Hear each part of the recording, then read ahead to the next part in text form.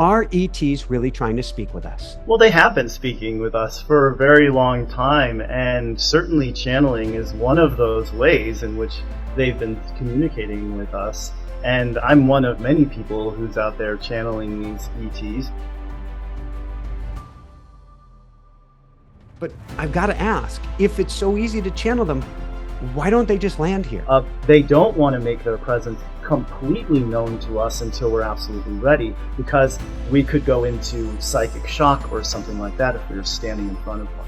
Can everybody hear from it? I think it's safe to say anybody can do it. But what happened to me, which was very interesting too,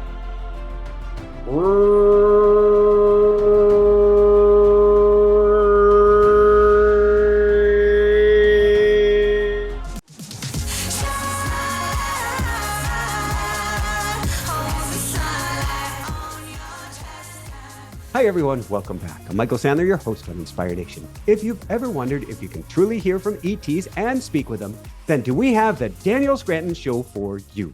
Today I'll be talking with Daniel Scranton, writer, teacher, and channeler of numerous extraterrestrial species, including the Pleiadians, Arcturians, Zetas, Hathors, and more. And that's just what I want to talk with them about who we can channel, who they really are, and what they're trying to tell us right now. Plus, we'll have an important live channeling with extraterrestrials later in the show about where humanity's at today. So welcome to the show and aloha, Daniel. Are you ready to shine? I sure am. Thank you. Thanks for that great introduction. Before we dive right into things, Daniel, are ETs really trying to speak with us? Well, they have been speaking with us for a very long time, and certainly channeling is one of those ways in which they've been communicating with us. And I'm one of many people who's out there channeling these ETs, but of course you can watch people on YouTube and in other places talking about their own contact experiences as well. And I think when you see as many of them lining up in so many ways where there's a consistency to those experiences and the way people describe their interactions with ETs, we can certainly negate the idea then that it's imagination or someone seeking attention or something like that, especially when they say things you wouldn't expect anyone's imagination to come up with when describing those ET encounters. Oh, I've got to ask, and then I really want to get into your story, but what are the kind of things that we're hearing that we wouldn't expect to hear? Well, when a contactee talks about the way that the ET knew what they were thinking and the way that they felt in the presence of the ET, and they knew the ET felt what they were feeling, and there was this telepathic communication, this knowing that was going on. There's a familiarity with what they describe too, in the sense of they feel like they're meeting another aspect of their soul. So it's not so alien after all when they have these encounters, much more like meeting an old friend. Thank you. And if they're coming through so much, and if we're channeling them, and it's a weird statement for me to say if, because I do channel them myself. I don't channel them out loud, but through my automatic writing, I can say, I want to meet with an Arcturian council. Boom. I want to meet with the Pleiadians. As long as I put my focus there, I can go and reach out to them and they're ready and waiting. But I've got to ask, if it's so easy to channel them, why don't they just land here? Well, first of all, I want to say thank you to you for being the teacher that you are for automatic writing, because it's not something that I'm very good at teaching myself. I teach all the other ways of channeling, but I noticed you initially on Amazon because we're in the same category and saw your book at #1 at times. And hopefully your book at #1 at times. There's room for all of us. It's hit #1. Yeah. Why don't they just land their ships? Well, it's like the Star Trek's Prime Directive, right? I mean, Gene Roddenberry is one. I'm getting goosebumps now as I just say the word Gene Roddenberry. He was talking to a channeler about all of the stuff that he later used to create Star Trek. So the idea of a Prime Directive, which is do no harm, don't interfere with the natural evolution of these beings, is something that the ETs now are taking very seriously. I don't know that they've always taken it seriously in our history. And you could debate, you could get 1,200 different accounts of what our history is, how we truly got here. And I think there's well more than 1,200 different timelines that you could say led us to this moment. So we don't have to debate how we got here. But there is certainly some evidence and some suggestion that there's been interference in the past. But now they're much more hands off in that sense of they don't want to make their presence completely known to us until we're absolutely ready, because we could go into psychic shock or something like that if we were standing in front of one. So the two questions that I have first is, first off, can everybody hear from them? I think my story is interesting because here I am growing up in Connecticut, suburb of Hartford, just traditional Catholic conservative family, go to Catholic high school. I have absolutely no interaction whatsoever. The only thing I remember when I was a kid is I watched Out on a Limb on our little TV, the Shirley MacLaine documentary or whatever, biopic, whatever you want to call that, on her spiritual journey. And that was it. And until I woke up in the year 1999 or 2000, whenever it was, I had no interaction with anything metaphysical whatsoever. And so given that background, the fact that I'm channeling now, and I've been channeling for 13 years, and I didn't start channeling till I was 38, I think it's safe to say anybody can do it. But what happened to me, which was very interesting too, is that I was into Abraham and I was into Seth before that, and I was into conversations with God. I was into a lot of channeled material, but never considered myself to be a potential candidate for channeling, and had no interest in extraterrestrials whatsoever. And yet in March of 2010, I woke up in the middle. Well, first I had a dream. Can I back you up from there? What happened at the start of 2010? Because this was a very, I'm going to use this Suzanne Giesman term, interesting year for you. It was very interesting. Yeah. At the start of 2010, I was doing Reiki on people and my hands started moving by themselves like this over their bodies. And I would just watch them do this and go, oh, that's interesting. And then my head started to do this. And then I started making whispering sounds. And I said, wait a second, channeling, am I going to channel? That was the beginning of 2010. What happened? Did you fight that? Did you fight that? I can remember. So we probably crossed paths on Maui, and I can remember going to events, like an event with Stuart Pierce down at Lumeria, who is just an amazing channel himself. And I remember all of a sudden things coming through me and starting to happen, and I wasn't ready, and I fought it. But when you were doing Reiki, you just allowed all of it.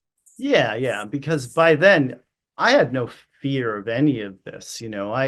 I was not raised in the new age with any sense of fear about anything that could go potentially wrong by delving deeper into it, which I was fortunate enough to be in that Abrahamic world of everything's joy, everything's positive. Yeah. So I never for once was afraid that I may have been connecting with something negative, or that this was anything to, because it was also a very gentle way that I was led into it, starting with that very, very simple, very easy phenomenon. And then, well, March was a big, linchpin in the whole thing, because like I said, I had no interest in ETs. I loved channeling. I had gotten that little sense that maybe I was going to do it, but I wasn't pursuing it in any way.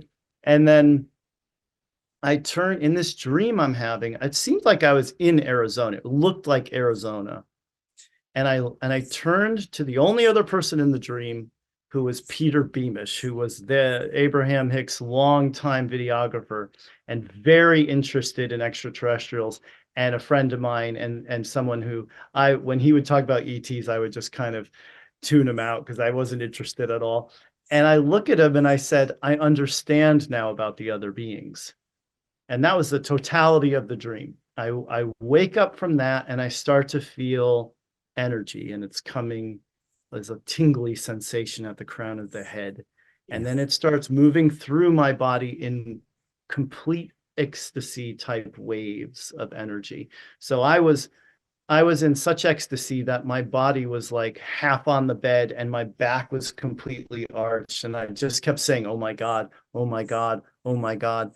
And then I started wondering about it. I'm like, at first I thought I was getting a healing because I have this hernia. It's a long-standing sort of hernia condition that it was particularly bad at that time. I was going through a bout with it. And I thought I was getting a healing, but I wasn't getting, it wasn't what that was about because I asked. But the first thought was, what does this have to do with that dream? And then I thought, what does this have to do with aliens? Because I knew, because it was Peter and because I said other beings, that I was referring to aliens. And so I thought the word aliens in my head, and I got a huge surge of it go through my body. So I knew I was onto something. So I kept saying aliens to get it, to keep getting more of it. It was like a drug. Please. I mean, this was my first hit of heroin. This is basically, I've been chasing this ever since. And that led to me asking them questions. And so I knew I would get an answer, yes, no answer. Yes is energy, no is nothing. So I'd ask them, are you here to heal me? I'd get nothing. Are you here to play with me? I'd get a yes. Are you just in another dimension, which is one thing I learned about aliens from Abraham, and I got a yes. And then would I be able to see you? I can't remember the answer to that one, but I did open my eyes eventually and look around the room for them. And as soon as I opened my eyes, the energy started flooding in again at the same level and intensity at the very beginning. So I don't know how long that went on for, but eventually, of course, all good things have to come to an end. And that was that ET encounter that I had that got me interested in Bashar and Wendy Kennedy and these Nora Herald, these other channelers that I found that were channeling ETs. Now, you've called this before your near-death ET experience, and having had 2 near-death experiences, and particularly the first one is as they're like scraping me off of the pavement, so to speak, and I'm giddy as a school child, going woohoo. And they're like, did you hit your head? And I'm like, no. Love is good. Integration can be difficult. Coming down from that experience, and I know that soon after that you were able to start channeling. What was life like for that month or so before you started speaking for a group? Well, this is really interesting because in the middle of it, my ex-wife is lying next to me. She puts her hand on me and I'm like, can you feel it? Can you feel it? And she goes, no, I just thought you were having a seizure. And then she rolled over and went back to sleep. So I woke up the next day and her friend was actually staying in our house that night too, our apartment. And I told both of them the experience, and neither of them really understood it or were excited about it or interested in it.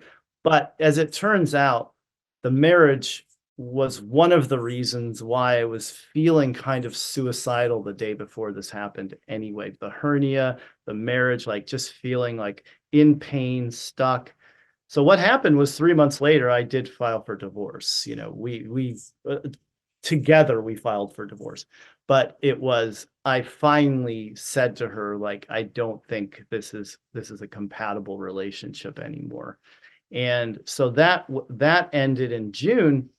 And then I met someone on an Abraham cruise, like immediately, and fell in love, like immediately, like a lot of people do who've been in that situation. And then the channeling started basically like 4 months after I met her. And she helped. She was there on the other end of the Skype calls that we were having anyway, because she was in London and I was in LA. And would wait for me patiently as I would sit there and go like this for 45 minutes. No words coming out, just a lot of crazy head and neck and face movements. So that's something that people can look forward to if they are thinking about channeling. That sometimes that sort of thing happens too, in addition to the tingles and the involuntary movements and a lot of the other stuff I've talked about. Well, it's interesting, and people get to witness that firsthand. My guess is about 10, 20 minutes from now. I just got this new chair that I'm sitting on. And the reason I mention it is my favorite chair for channeling of all time was my wife's old ratty college chair, which we donated Hmm. years ago.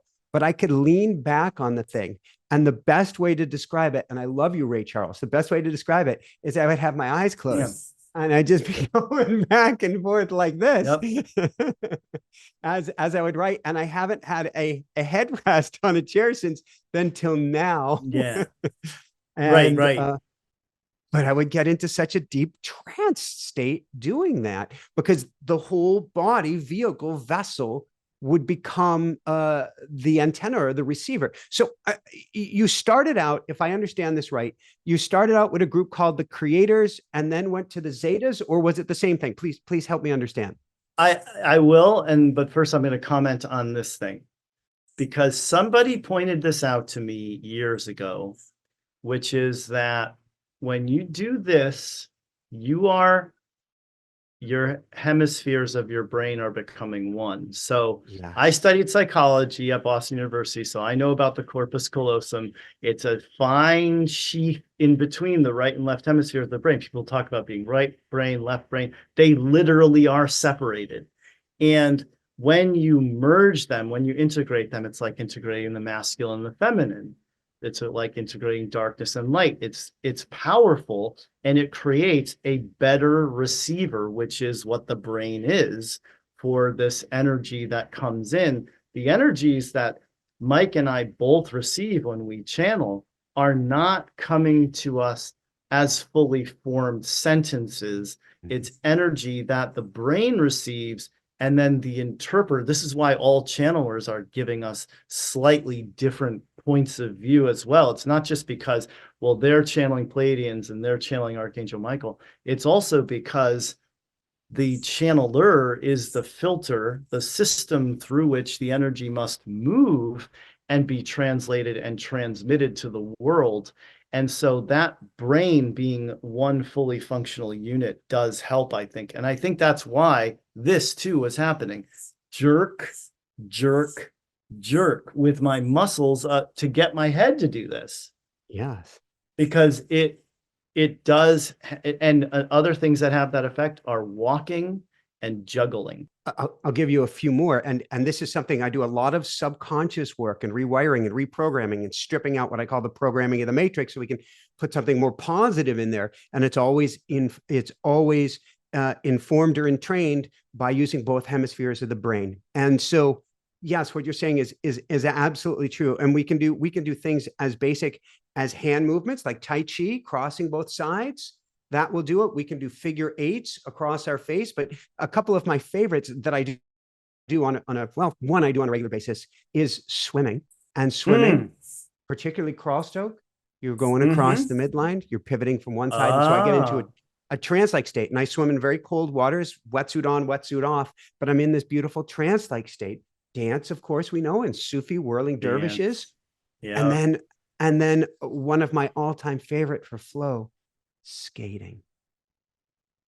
Your arm crosses the midline, you go across like a pendulum and back and across and back, and suddenly you hear things. You don't realize where they're coming from, but you have become a receiver at that point, and it feels like a minor version of a bliss-like state. Heck, I'm looking at the figure eight behind you that has the word love. Yeah. And that is the crossing of the hemispheres right there. Yeah.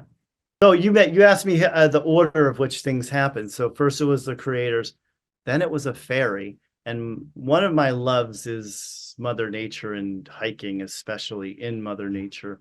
And I loved my hike that I used to do in Will Rogers State Park in Pacific Palisades. And there was a particular stretch on that hike where I felt like this is where the fairies are. So I would take my sandals off and I'd walk barefoot and slowly through there. And at some point I got inspired and said, let me see if I can connect to these fairies, because I had been channeling at that point for a couple of years. And that's when Ophelia first came through me. And then I kind of put her on a shelf for a while. And then like a year later, I brought her back out and I started channeling her on a regular basis. So she was number 2. And I think the Hathors were number 3. And Archangel Michael was number 4. And maybe Gabriel after that. So I didn't really get into well, the Hathors are ETs, so they would be the first ones that I channeled. The Zetas I channeled completely by accident. I wasn't trying to. So sometimes that happens too. What was the experience of the Zetas? And are the Zetas a hybrid human race or creating a hybrid human race? Who are they? What's their story? Well, I like Bashar. He's my favorite. I don't know if you've had Daryl on your show. You have. He's coming up in, I think, February or just after then. He's Daryl and Bashar are my absolute favorites, and he's been channeling for 40 years. I defer to what Daryl and Bashar say, which is that they are a mutated race of humans from a parallel Earth, and that though they went down the path of technology a little too far, and they polluted their planet a little too much, and they needed our help, so they came here, and that's why they started coming here. So the Zetas are not really technically alien in that sense, but they are not of this Earth. And that's why we were perfect candidates to be the creators, the co-creators of the hybrid races, of which Bashar is one. So Bashar would know about this story very well. So this sounds like a parallel universe coming together, or each parallel universe helping each other. Yeah, they traveled to this one from theirs, my understanding, using their technology, because they were brilliant with technology. So of course they could figure something like that out. Do you think they'll be the first to make, full on human contact, meaning physical form? This is, again, something Bashar has been saying since before I started channeling, which is that it will be one of those hybrid races that touches ground en masse for the first time. There's so many different, I'm not sure of species, beings. I'm not sure what the right word is. Peoples, worlds. What is our relationship to all of these worlds?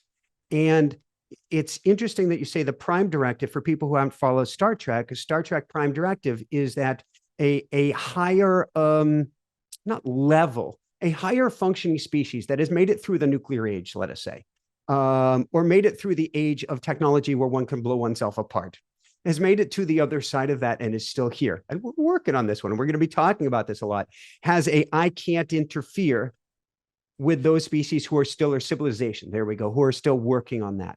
So it's interesting that right now they're tamping down, probably because we do have the finger on some interesting buttons, to say the least. But what is our relationship to the Arcturians and the Pleiadians? And we'll get into whom and what each of these civilizations is in a little bit. But is there an overarching theme or milieu or something going on with all of them? Well, the way I like to look at it is that, so I think the biggest awakening that any person could ever have is to the truth that we are all source and we are all one. And so everything is inside of me, everything is inside of you. We're also a part of that. It's holographic. So these beings, as we venture out to them and they venture into us, it's like meeting more of the self. And I think that to look at it in that way brings it into a more believable sort of realm for a lot of people to have an experience of more of you by meeting another aspect of your soul, or another aspect of the one being which we all are. And I think that variety really does create for more experience for Source. Therefore, why would there only be humans on one planet? Does this mean that we, chances are, have lived many, many lifetimes as, I mean, so many people say, I was a Pleiadian, I was an Arcturian, I was a this, I was a that we truly have. We're galactic beings who have had countless lifetimes, or at least thousands of lifetimes, as other galactic brothers and sisters. Now, of course, anything is possible. We exist in the realm of really of all possibilities, but it makes a lot more sense that you didn't come to Earth straight from God, that you weren't just created to be an Earthling and to go from the highest of the high to the third dimension where you've got to pay an electric bill. There's bound to be an intermediary or a series of steps to get us all to this place, which some have referred to as the descension process, which makes a lot more sense to me, that we would have, as souls, descended through not only higher dimensional planes, but obviously other places on those higher dimensional planes to get to where we are today. So it's more logical to me. And I think the work of Dolores Cannon and all those QHHT sessions would also point to the fact that, of course, we've had past lives in other places besides Earth. It's interesting that you say the descension process, because you have books on ascension. What have you been told? What have you been told by different civilizations? And I'm going to ask this question in channeling, which I'm hoping to go to in about 5 minutes. But what have you been told humanity is going through right now? It's a gigantic leap in consciousness, in knowing the self as this singular being who gets one shot at this for maybe, if you're lucky, 85 years to get it right, moving from that sort of worldview to the one where you're eternal, your source energy, your everything. This is one of many, many experiences that you have had and will have. And just shifting the consciousness in that way, that when you change the way you look at yourself and you look at other people and you look at the world, you change everything and you operate at a higher frequency. So really you're wanting to go from that that place of despair that we sometimes get to when we do get caught up in the small self, the way of looking at the world that, so many generations have before us, to the much larger eternal infinite self that says, this is all about experience. I'm here having experiences. I'm growing. I'm expanding into something. And of course, what would be the next step for us to expand into? The higher self. So the fifth dimensional self is, from our perspective, the higher self. And that's what we're becoming. We're in the process of it. The higher self is already here. It's already inside of us. It's deeply embedded within the center of our hearts. And when you scrape away all the gunk that clouds and shrouds that light from shining fully and brightly as it's always meant to do, then that's what you are. You reveal to yourself what you always were. And you and I were joking before about Dorothy, but isn't that the message at the end? The power was inside of you all along, and that's really what we're discovering, is how powerful we are. We are creators. We're not victims. We're not here as a giant accident of things colliding into each other that suddenly spawn this Darwinian evolution. No, it's a much bigger story than that. And as we wake up to that and we start living in that way and acknowledging the divinity in ourselves and in others, of course, the world out there is going to change to reflect that. And those of us who are awake now are on that leading edge. And we're meant to be doing shows like this where we talk about this stuff and spread this type of consciousness around so that other people can go from where I was as a scared little boy in my bedroom playing with my Legos in Connecticut, terrified of God, to now where I am today, where I'm willing to say, yeah, I can channel Yeshua if I want to, I can channel Archangel Michael. I am that God I used to be afraid of. That's a huge leap. And we're all making it together. And it's going to create a much better version of reality for all of us. So, I got to ask then, did we really come from Earth? Well, it depends on your definition of we. I mean, not to quote Bill Clinton, but it does depend on your definition. There, what's the definition of yes? Oh boy. Because we are me and you have these physical bodies that are of the earth. I'm not talking the energetic, I call us divine energetic beings having an energetic experience in human form. Now I'm talking about the meat suit, our DNA, our seeds. Are we star children? Are we from other galaxies? Is the story, you mentioned Darwinian colliding, and you said there's a much richer story. Did we start here? Or when we are connecting and contacting ETs, which I want to talk about and understand, we're reactivating the DNA within us that didn't start from Earth to begin with. Right. That's exactly what's happening. And also, so as Bashar always says, it's this and that, not this or that. So there was a beginning to this Earth, and there was, microorganisms, and there were things crawling out of things and evolving and all of that. But we also were on that radar of all these ETs that had been around a lot longer.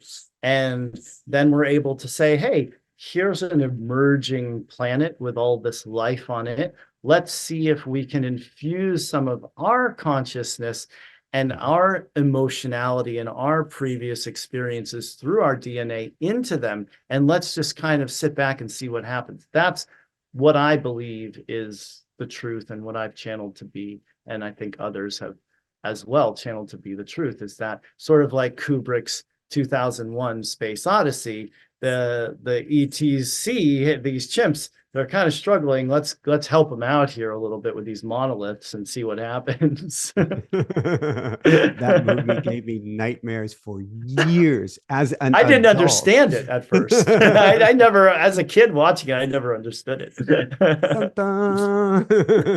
Great music, yeah. So I want to talk about, before we channel, some of the extraterrestrials that are the rock stars of the world. Let's talk about what can you tell us about the Pleiadians, for instance? Well, there's a lot of different kinds of Pleiadians. So when we talk about these different star systems, we have to also remember it's not just one group in one dimension. It's the Pleiadians in all the dimensions, and they take different forms in different dimensions. And even on different planets in those different dimensions, there might be reptilians and humanoids coexisting, or avians and humanoids coexisting on that same planet. So those are the three types of Pleiadians that are most well known, I would say. I think I channeled the group while sitting at the top of Yao Valley. You know how you can go off you can go off the rails there and climb up. And I did that and sat at the top of that and channeled the 8th dimensional Pleiadian spheres. And I was like, okay, I guess that's something. And then like days later, find out Corey Good is all over Gaia TV talking about the spheres. And I was like, oh, that's good confirmation. So there's all kinds of beings. And Io Valley is a very interesting, sacred, special place. Special is not even the right word on Maui. First off, it was a site of a massive massacre where the rivers are said to have run red. Secondly, there is at least one hidden temple, except for the locals know about it, somewhere on the side that I would never say where, but it does exist. And thirdly, it's considered a giant phallus in many ways. It has a very masculine power structure to the energy of Io Valley, or to the top of Io Valley. So what a fascinating place to channel. That is amazing. Yeah, and anybody listening, Maui still has plenty of beautiful places to go and visit. Lahaina wasn't the only place. So if you're thinking about going to Maui, go to Hana, go to Makawao, go to these other places, Paia on Maui, where there's just so much magic. And see where your guy did. That's what's really cool. So we've got Pleiadians. Are there, how much do I want to go down the rabbit hole before we do a channeling? I got to go there because I know people's ears went, reptilians? Right. Now, here's a guest you should have on your show, Rob Gothier. He channels a friendly reptilian named Treb. And Rob is one of the nicest people you'll ever meet in the world. And Treb is super high vibrational. So when you think of reptilians, think about humans of Earth too. Are we all good? Are we all bad? Is it a mixture of both? Do we have, as Kubrick also indicated in Full Metal Jacket, both sides inside of us? the side that's born to kill and the peace symbol. Are we the yin yang symbol? So let's give these reptilians the benefit of the doubt here and say they did go down that reptilian brain path for a while. Maybe some of them are still on it, but there's also evolution happening everywhere. We're not the only ones ascending. It's a universal ascension. Everybody gets a second chance. Everybody's Darth Vader. Everybody can redeem themselves at the end. And so I think that they are doing that, and that Draco and whatever you want to call Anunnaki, anything you want to villainize, there's still God in there. They're not all gone. And so I do think that there's reptilians that probably haven't evolved yet, but are going to in the next 5 years. Who knows? But I this much I do know. I don't think they're all bad. Thank you. And I never get the story right. I have to do some research on it. But when I followed a lot of Tibetan Buddhism, and they have the different Taras and the different Buddhas, there was a gentleman, I think from Mongolia, like a Mongolian general, who just killed and killed and killed and rampaged and rampaged and rampaged, and thousands probably or more that he killed, ransacked, destroyed, rape, pillage, who knows, the works. And then he ended up, I don't know, having some sort of an awakening experience. And at one point became a full-on Buddha and had become a bodhisattva who had committed himself to helping all of humanity and did the most good in the world. Yeah. And so where you start and where you end up in this, in this timeline of humanity, which isn't real, but we're going to use it. you can never say black, white. You can never say that's totally evil. You don't know. And that story, I love the story of the prodigal son in the Bible, because I think there's so many ways to interpret the story. Oh, we have the story of the prodigal son. We have the Good Samaritan. We have Paul of Tarsus, who was Saul, became Paul, the conversion on the road to Damascus or whatever. We have all these stories in the Bible of that sort of thing happening too, and I think in our stories now, because I'm a big watcher of shows and movies and stuff, and I see that evolution. I saw it in Return of the Jedi 40 years ago when Luke saw the good in his father and chose to redeem his father rather than strike him down and just say, this guy blew up a whole planet, you're done. So now we're seeing that in lots of these stories where the villain is seen as someone who can be saved, who can be redeemed, rather than just incarcerated or killed at the end. I was just reading about this earlier today. I love the synchronicity. Don't worry, buddy. We're going to get to the channeling in just a couple minutes. I'm not worried. Over a few more, but I was reading about now in, for lack of a term, villainous stories. They give the villains backstory. They give their, yes, exactly, their humanity, where they came from, which helps you to connect and to understand that each one of these stories, just as you're saying, no matter whom we're looking at in the galaxies, they're an aspect of ourselves. And if we understand the backstory, we understand both the aspect of ourselves and how these stories, if taken at their highest level, are all meant to help serve us, to wake us up, to open us up to not the villain side of ourselves, but who and what we truly are and what we're capable of doing. That's the arc. And some channel material that has stood the test of time, A Course in Miracles. What's it all about? Forgiveness. So even though there have been villains, there still are villains, it's our role not to condemn, not to point fingers, but to say, how can I find it in my heart to forgive this and be the unconditional love that I truly am and was created to always be? A beautiful, beautiful, beautiful, one of my all-time favorite channelers, guides, so many words we could use to describe him, now lives on Maui, Paul Selig. Yeah. And in Kula, where we both lived.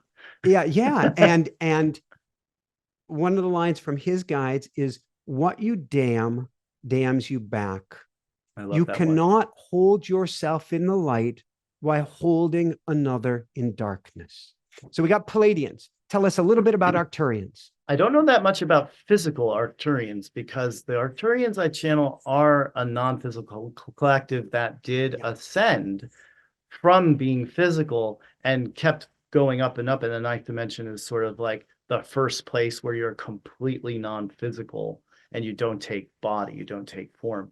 So as far as from another channeler you should have on here is Lisa Royal Holt. She has done extensive channeling on the galactic history.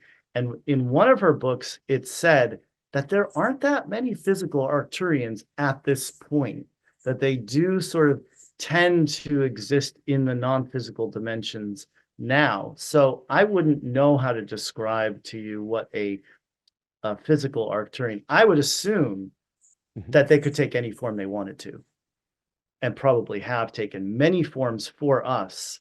Just like Corey Good said of the Pleiadians, that's not really what they look like. That's just how they appeared to him because they needed to take some sort of form. Thank you. Let's go over just a couple more, and then I want you to walk us through and into channeling. Sirians. You know, I don't know that many people who channel Sirians, but here's some Sirians for you. Whales, dolphins, the canines. So that's called the dog star for a reason, Sirius. And the canine is all about service.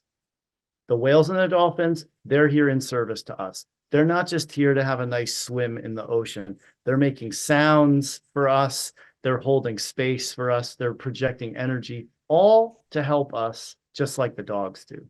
Of course, countless stories of that, of course. So, is there another civilization that you like to channel or that likes to use you as a vehicle and speak with you on a regular basis? There's a new one, the relatively new. I've actually been channeling them for years, but I kind of sometimes will channel one and then just put it away for a while, and then it starts coming back into prominence. And that's the Andromedan Council of Light. Lately have been coming through me. Again, non-physical, so there's not a lot to say about their ships or their bodies or anything like that. But I did channel the Zetas for a while. The Zetas are all dead now, so there's no more physical Zetas. They finished their hybridization project. There's all these races out there of human Zeta hybrids, but all the original Zetas are gone, and they operate now as a non-physical collective that I also channel. Wow.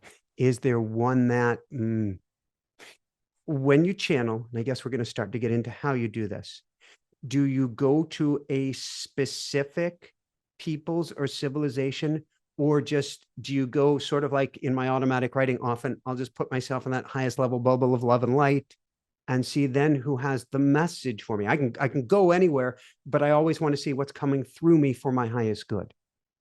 Yeah, I do this and that. I do it both ways. I will ask my clients, do you want me to channel anyone in particular? You know who I work with. And a lot of times they just want anyone who's of the greatest service in this moment to come through. And I leave it up to them. So I do that a lot where I leave it up to them. I've been doing that for my videos I make on YouTube lately, because Yeah. for about 7 years, I channeled nothing but Arcturians for the messages that I bring through for humanity. And then I started to get this nudge during my channeling classes that I teach to channel a collective of ascended masters that call themselves Thymus. So Thymus is also they're really new to me because I had never even considered channeling all the ascended masters at once, but then they came through me and they said, "We're Thymus." And I was like, "Are you sure?" They're like, "Yes, Thymus." I've And done it is this. where the high heart is, the thymus gland. It's right where the high heart is. So it makes sense. High heart chakra, I should say. Is that your favorite now, or who are your favorite? My favorites, oh man, it's tough to answer, because a lot of times I resist channeling the feminine ones. Like it's going to be harder somehow because my voice goes up so high. But then after I do it, I'm like, oh, no, that was actually really great. I really like channeling Kuan Yin. But the most familiar is always going to be the creators and the Arcturians. I probably channel more than any of them. So those two are really go-tos for me, but I do like the new ones too. I did channel the quark consciousness recently too, and I think that's something that will be emerging soon, is channeling these subatomic particles and things like that. And you'll be seeing a lot more weird channeling out there than just the typical Pleiadians, archangels, and so on. Well, you said it earlier that we are holograms or holographic images, Mhm. which means we are infinite in all directions. So the Right. tiniest particle, our universes, our simultaneous realities are everything that we are. So for today, I want to understand this process, then let's dive in. If we're looking for a message of understanding who we are as a human being, as a human species, how we got here, where we're going, are we going to make it through these times, all of these things, where would you go? I never think in those terms of like one of them's a specialist in this or a specialist in that. Um, I could just leave it open to them and we could see who comes through. When's the last time you channeled the Pleiadians? Mm, I don't remember, but I could do it easily. I'm like, do I leave it open? I feel like we get to go to the Pleiadians today. I don't know why. I don't know why. How would this work? How does this process work? Um, Anybody can channel at any time. If you really want to do it, you just have to sit, relax, open yourself up to it. Of course, you may go through a series of steps like I did, where at first it's tingles, and then it's a warm sensation, and then it's involuntary movement, then it's herky jerky movement, and then it's light language maybe for some people, or tones come through first for some people, and then you start to formulate words. I jumped right to words, and then I spoke light language later, and then I channeled tones later. So all the tones are channeled. They're not my way of getting into the channeling state, but I'm in the channeling state at the moment I decide to be in it. And then everything that comes through after that is channeled. So no matter what it looks like Daniel's now raising his hand and doing, no, this is all what they do with me. And I just let it happen. Is it all? So when I think of tones, I think of us activating something inside of us or getting in Yeah. vibrational alignment. What do you think is going on there? Lots of things. Opening portals, yes, getting in vibrational alignment, raising the consciousness, getting us all on the same frequency. So if we're all listening to the same sound, we're starting to harmonize a bit more. So then that which is coming through me can be more understood by those who are meant to receive it, as opposed to it just going over everybody's head because they were looking at their phone while they're waiting for the guy to start channeling. Or whatever. It's interesting. So when I'm speaking with you, and we went into prayer together before we started, I have a multi-line communication going on right now. There's you and I speaking to each other. There's you and I on the higher self speaking with each Mhm, other. mhm. And there's me going to source or whatever, and I'm having this conversation, and they're going, Michael, let him channel whoever he wants. Whoever he feels is supposed to come through is what I'm Okay. hearing them say. And they're going, for your highest good. I'm going, okay. So there's that three-way conversation going on. So that's what I'd like, is whoever is meant to step forward today to give Sure. the most highest level message for all of humanity, which is also on the individual as the micro or as the macro. But is there anything else that we need to know if we're going to try channeling ourselves before you dive in? Well, when you try to channel yourself, this is something I got from Bashar years ago. Do something that puts you in a higher vibrational state first, and then sit to channel. So don't go from doing your taxes and feeling like, "Ugh," and then going and saying, I'm going to go channel now. I want to feel better. But instead, start feeling better first. One Mhm. of the things I did intuitively early on was do these hikes and then stop at the end of the trail and go off the trail and sit under a tree where no one ever would have gone except me, and start channeling, because there's no thought forms there. There's nothing left behind by anyone in those spaces. So if you can get yourself in water, near water, hydrate with water, get in nature, relax, do it first thing in the morning, last thing at night, something like that. Those are some other keys and tips that I teach people when I teach them channeling. There's a dear friend of mine on probably in the Pacific Rim right now. Was in California, had his home burned down a few years ago. His name is Wallace J. Nichols. It's called The Keeper of the Sea, and he wrote a brilliant book called Blue Mind. And I was just writing about this yesterday. Blue mind is that state of the mind where you're in nature, you're seeing water, you're hearing water, you're feeling water, and just this calming sense comes over you. And so that's what you're describing. Before you go to channel, get yourself. Red mind is think, do, go, go. Yeah. Switch from red mind to blue mind, and then go into your channel. That's funny. My office on Maui, the walls are all painted blue, and when we get into our new house here, the paint's already been bought. It's going to be a blue room. There you go. So, yes, absolutely, and thank you.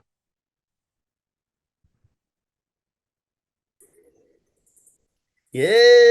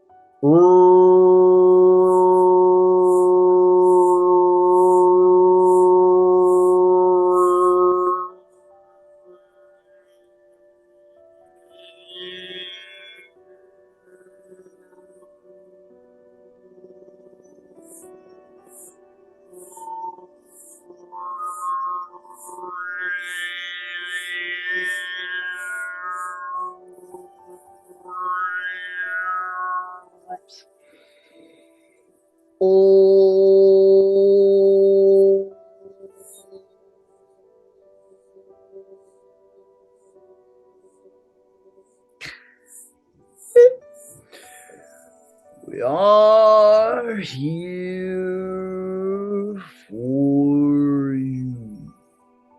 We are the creators. We are a 12th dimensional collective of non-physical beings, and we are here to help. Hello. It's wonderful to be here with you. We are happy to answer any and all questions. So creators, first off, why did you come through? Why did you choose to come through today? We have a unique vibrational signature that many people have yet to feel and acclimate to within themselves. And we knew that your audience, the people who would be tuning in, would benefit most from our energetic transmission. It's not because we have something that is radically different to bring forth in terms of wisdom or perspective, so much as it is the energy that is being transmitted now being slightly different than, say, an archangel, an ascended master, a fairy, or a collective of ETs. Thank you. Does that mean that this is more than just the spoken word? This is an attunement or a vibrational alignment, or that people's energy permanently shifts by listening to you? Absolutely. And those who are open to that energetic transmission can really feel it. Those who are more attuned to sound and frequency can feel the difference in when we speak as compared to when our wonderful channel here is speaking. Thank you. To the creators, were you once in human or physical form? Not entirely, although we do project portions of our consciousness into physical realms, but we do not take on lifetimes as you do in your physical form right now. We are needed here in the 12th dimension to hold down the fort, so to speak, and maintain this highest of vibrations for all creation within the universe. Thank you. Is humanity going through a special time right now? And is this something that all civilizations face? It is. And this one is particularly special because the timing is right within the universe for this type of shift in consciousness. So you've seen other attempts in the past to transcend the third dimension, and you've seen different levels of success with that, and certainly some individuals who have achieved it, and even certain groups like the Mayans achieved it to a certain extent. But now you're going through an ascension of your entire planet, and we are going through a universal shift in consciousness that is actually a multi-universal shift in consciousness. And so we're all doing it together at this time because the timing is right for it. Thank you. What does a multi-universal shift in consciousness mean?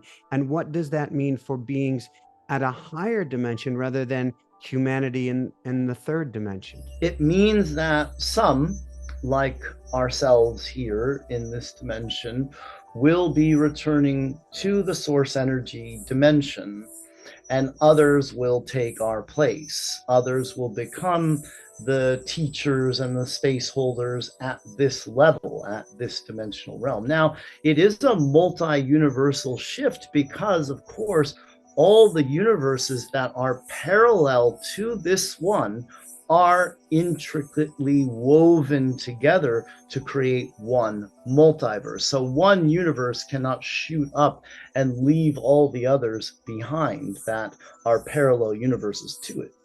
Thank you. Is humanity, you said there have been efforts in the past, is humanity guaranteed to make it through this time?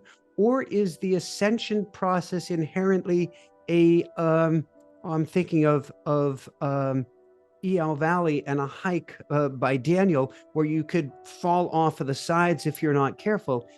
Is that possible for humanity as well?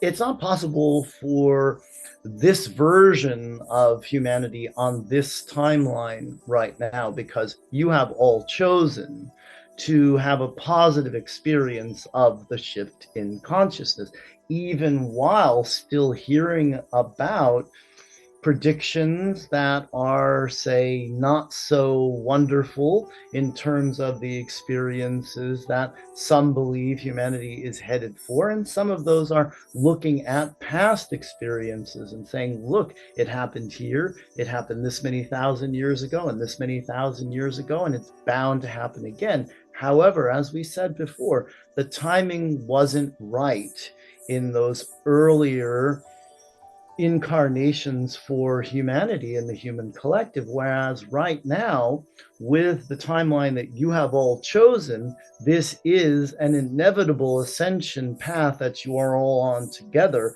and you truly are helping each other to make it a most beautiful experience for all life. Thank you. Is there a way to see this, to know this, to feel this in our bones? Because it appears from within the fishbowl, if we don't dive into the shadow work and do the interior work, it appears superficially we're actually heading toward more darkness. Well, of course, everyone has different levels at which they are right now on the planet to give Source all kinds of different experiences that are necessary to complete the journey of this universe that we are all in together.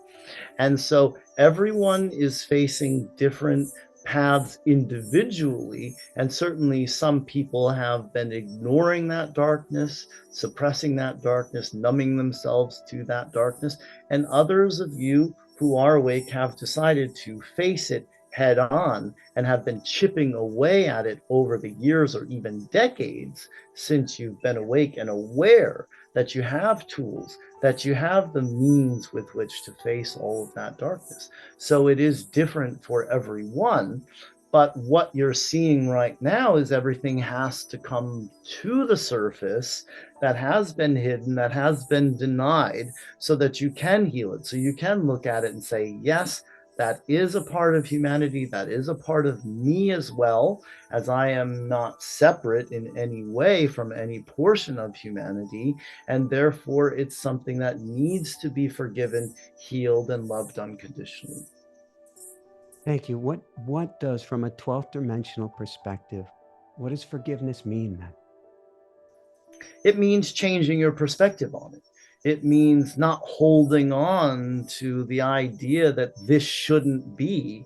And when you let go of that idea and you accept that this is what is, it must serve a purpose. It is Source's creation, and Source had a reason for creating it to be just as it is. I had a hand, of course, in co creating it. I must accept it as an individual and that it is part of my experience. And then I can let go of my resistance to it existing just as it does, or as it has, or as it did to me. And then I can find that forgiveness within me as I soften to this experience, as I let go of my reaction to it and my insistence that it be something other than what it is. Is there something we get or need to, oh, you put this in quotes, forgive me, do during this time? Take care of yourselves, take care of your physical bodies, take care of your emotional bodies, take care of your psyches, be kind to yourselves, give yourselves lots of self-care, spend more time in nature, balance that time that you spend with technology with some time in nature, earthing, grounding, hydrating, eating foods that you know are good for you, communicating with the others in your life as you tell others what's going on with you, what you're feeling, the things you've been meaning to say but haven't said for whatever reason. As you do these simple acts, you take away so much of the shame of what has been projected onto people for eons of time there, by just acknowledging, yes, I have this feeling. Yes, I sometimes hold this perspective. And I know that it's not something I'm proud of, but it's also not something I need to be ashamed of anymore. So as more and more people express themselves, be themselves, follow their bliss, and listen to their hearts, of course, the world does start to then organize itself in more of a kaleidoscope as opposed to a chaotic looking world for you all to experience. Thank you. The world that we're experiencing suggests that we're entering, we're firmly established now in what's called the Anthropocene. not pronouncing that right, a sixth mass extinction here on Earth, where we are expending 1.6 Earths for the one Earth that we have. And my guess is that's on an annual basis. Are there things we get to do? For instance, we're told there's free energy, but it's being kept from us. We're told there's better ways to take care of the Earth, but we don't have access to it. Are these things that we get to work individually or collectively toward? Or if we are simply, and this is a very powerful statement, working on the inside and coming from that place in heart and love, will that change the outside and that's enough?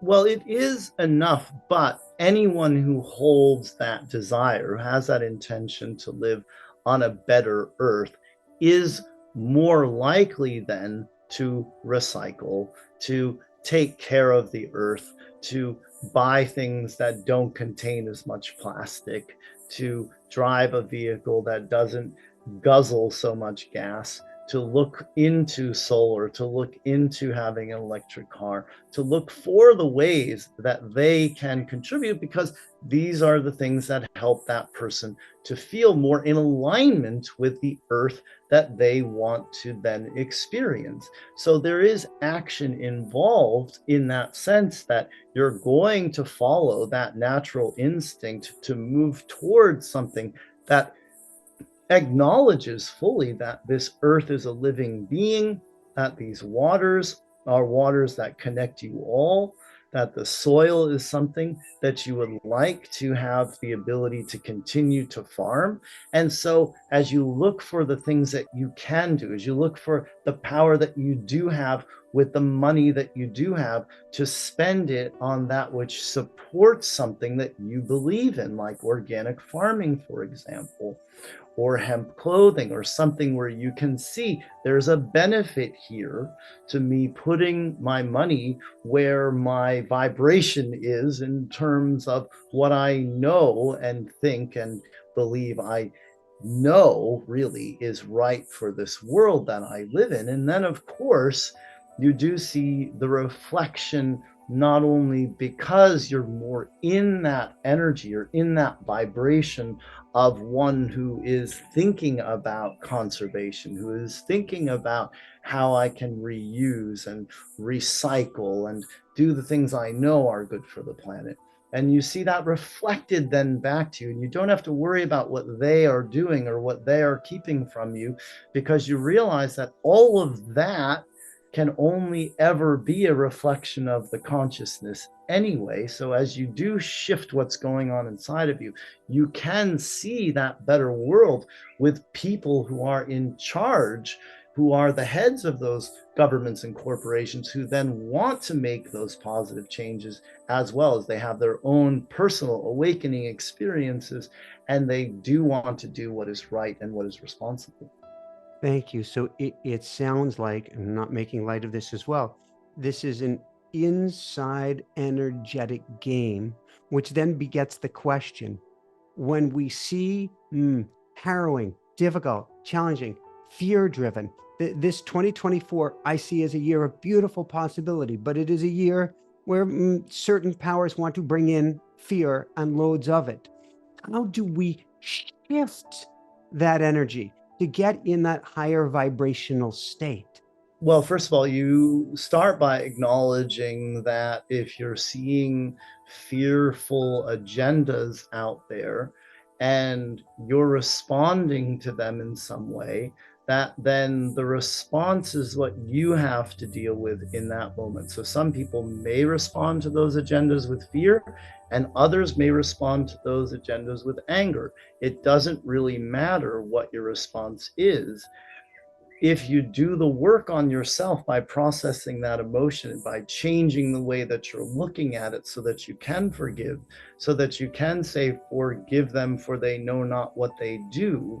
And then you recognize that as you shift inside, you shift everything outside in that kaleidoscope.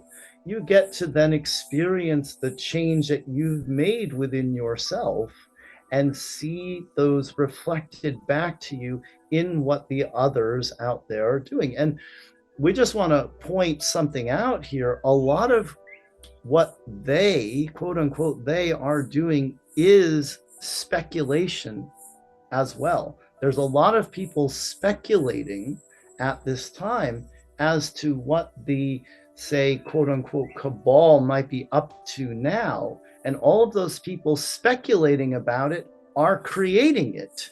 They are putting themselves on that timeline where then that is their reality. So some people do need to take their attention off of what they are doing and put their attention on what they can do, the individual can do, who is thinking about the cabal and the bad guys and the black hats and all the different names you have for them, and start focusing on the self and how the self can operate at a higher vibration, can be the love that they want to see reflected back to them. And as they do that and live in the now, in their reality, in what they can experience, it becomes a much more beautiful world. So, last question along this vein, and you may have already answered it, and thank you so much. How do we evolve as a species or a civilization and make it out of the apparent warring and violence that has been our drum roll for countless millennia? Well, if you look at the relationships that you have in your life, and not just the close relationships, but also the relationship you have with your accountant or your hairstylist, or any type of relationship that you have with another human being, and you think about the way you interact with that person, how you get along with that person, and you think to yourself, I think I could show that person more compassion. I could show that person more love. I could give that person the benefit of the doubt a little bit more. I don't have to dig in my heels every time I hear that person's opinion on gun control, for example. I don't have to react to that and give all of my stats and all the things I know to be true about that hot button topic. But instead, I can lay down my arms, lay down my weapons, and say, all right, I accept this person's point of view. I accept their political affiliation. I accept them as they are and all of their beliefs. And I don't have to go to war with them in my mind, because a lot of the times you're thinking things that you would never actually say to that person, but still it's going on inside of you. And you want to let go of that tendency as well, to go to war with other people inside your own head, and instead say, to each their own. I'm going to live my life. I'm going to tend to my own garden. I'm going to take care of my vibration, and I'm going to love that person as best I can, so that I can see the world reflected back to me, where other people in other countries and other parts of the world are doing the same with one another. Is there a people or a civilization that, as humanity, we learn best with story? Is there a people or civilization that made it through these same challenges that would be a good tiny story for us to learn from, of how they made it through this time? Well, certainly there are in other star systems. For example, there are Pleiadians who faced very similar challenges. The Pleiadians are very similar to all of you there on Earth, and there are Pleiadians who have ascended and have ascended to the fifth dimension. And they did so by looking within themselves and asking themselves, what is it that I need to heal within myself? And how is it that I can then offer that healing to others and be the conduit, the channel for that energy that I always knew I could be? And one of the things that really woke the Pleiadians up to a larger extent were the Orion Wars, and their reluctant participation in those wars. They learned a lot about themselves and what they were capable of and what they needed to forgive in themselves, because of something as atrocious as a galactic war. And so anything and everything can be used for the purposes of good when you examine it and you look at it in a new way and you see how it is showing you something within yourself. And that's what the Pleiadians did.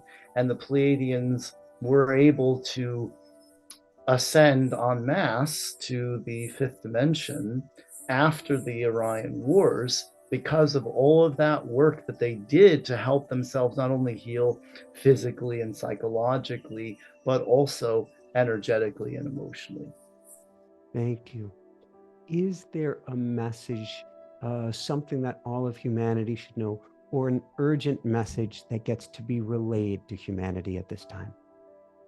The most urgent message that we have for humanity is that you are the one. You are the one, no matter who you are, who is deciding. You have free will, and free will is not just your option to sin or not sin. Free will is your power to decide what you focus on. It's your power to decide what you feel, your power to decide what you think. And you are the only one right now making that decision. Let go of any idea that anyone outside of you has any control over any of that, because they don't. You are the one in charge. You are the one who gets to decide. And the more conscious you live your life, the more time you spend thinking about the decisions you're going to make and the things you're going to say to that person, and the way that you're going to respond the next time you see them, and the way that you're going to handle this challenge or that challenge, the better off you are. And so start making more decisions consciously and deliberately, and you will start to see the reflections coming back to you in your world, and you will start to acknowledge yourselves as the creators that you truly are. Is there one more thing that humanity gets to think about, or one more thing that we need to know about? Or, for instance, um, we we tend to drive with horse blinders on and are not able to see well what's going on outside of ourselves. Is there one more thing we should know about that we're not aware of or not thinking about? Well, most people are unaware of how much help they have. Not only are you being helped as a collective by so many beings and collectives, physical and non-physical, but each of you individually has an enormous team. You have more than just one guide, more than just one guardian angel. You have whole teams and dozens of beings that are helping you all, and can make this a lot easier for you if you allow their help in. So spend some time each day focusing on how you can open up more and receive more of that help that you have coming in, because it is constant. They have constant attention on you, and you don't have to do it all yourself. You do get to hand some of the heavier lifting tasks over to them, and we advise you to do so. Thank you, thank you, thank you. Can we, not so much a question, but if we go into our writing, into our prayer, into whatever works from us, can we reach out to you? Of course, yes.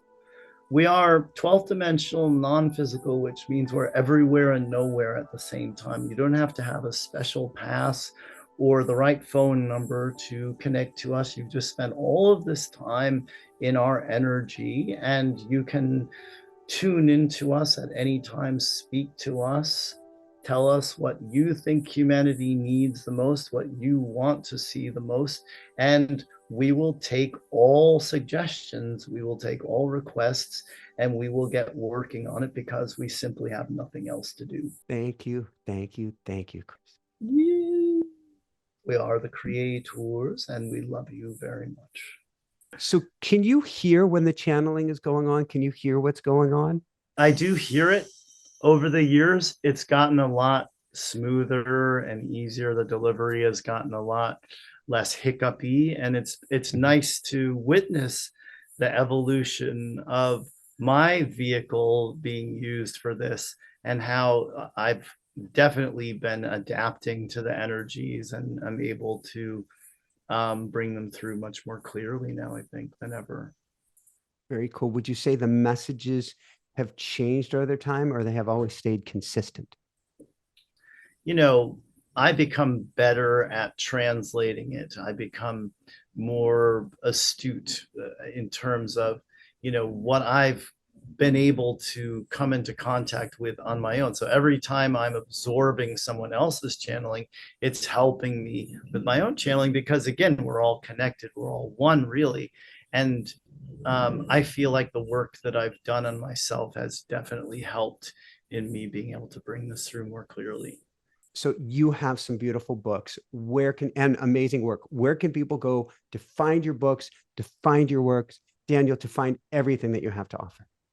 Well, my website's the best place to do that, danielscranton.com. There's a free guided meditation from Archangel Michael with beautiful New Age music that was created just for that meditation.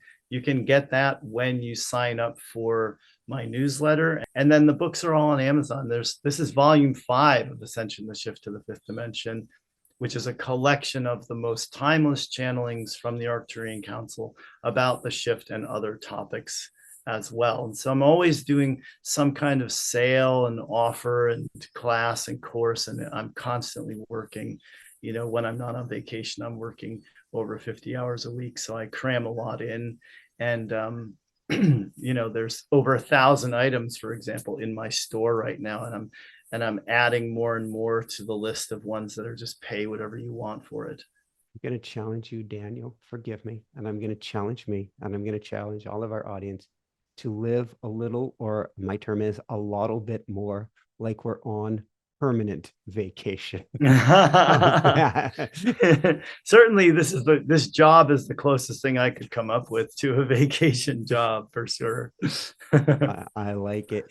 Anything else that you want to share or impart or leave people with here today, Daniel? Well, there's also the YouTube channel that I have, which has over 2,000, maybe 3,000 now videos on it of me channeling. And so I try to do 5 of those a week, 5 new videos a week of me channeling messages from the Arcturians, the creators, Thymus, Pleiadians, and more. So that's beautiful. Just my name. Again, Daniel Scranton is the name. It's YouTube /D and Daniel S and Scranton. Perfect. Any last words of wisdom? Anybody can do what I just did, as strange as that might sound. It's possible. And I've seen so many people do it over the years that have never spoken a word of channeled material before. I've seen it. I love when I see it. I love seeing people do it. I want more of it out there, not less. I'm not in competition with anybody. So the more people channeling, the better the world is for all of us. Daniel, do you know why I had you on the show? I think it's because Mike Dooley recommended me. Certainly Mike Dooley recommended. And that did go a long way. But I watched you, and I watched you initially channeling. And it's very unusual how you get into your trance state. And I felt the energy. Good. The energy is that says a lot about you too, because not everybody feels it. Not everybody's in tune enough to be able to feel the energy. And when people do, it's always a really nice experience to channel for those people. Yeah. It was an old goodie. So thank you so much, my brother. This has been beautiful, a joy, a treat. And I want everybody to go on over to your work. It is amazing.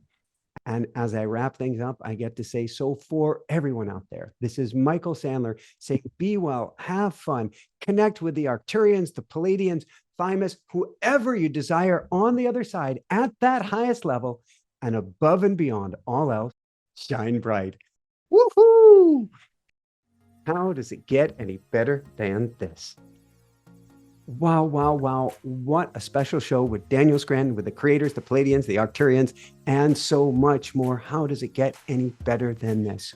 Well, if you want to plug into the energy of goodness, if you want to plug into the energy of peace, of love, of light, and of this higher vibrational state, I've got a few key ways that you can do it. First, join the School of Mystics 4 Wednesdays each month with your newfound friends and family as we do energetic attunements, we get you in alignment, we do clearings, and we help you to vibrate in the upper room at the highest level, at the highest state. In this year where your energy is everything, simply go to the School of Mystics. You'll find that link down below and come join us 4 Wednesdays each month, just as powerful, recorded as well as it is live.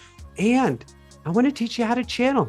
I want to teach you how to connect with your angels, with your guides, to whomever you want on the other side, certainly including extraterrestrial civilizations. And for that, simply go to automaticwriting.com. Last but not least, if you simply want a daily dose of vibrational goodness to bring your energy up, up, up, and way up through my channelings, through my teachings, a little bit each and every day to bring your energy up, come to Daily Woohoo. There's the link down below, dailywoohoo.com. Here's the link to the next amazing show. Love you so, so much. Keep on shining bright. Woohoo! How does it get any better than this?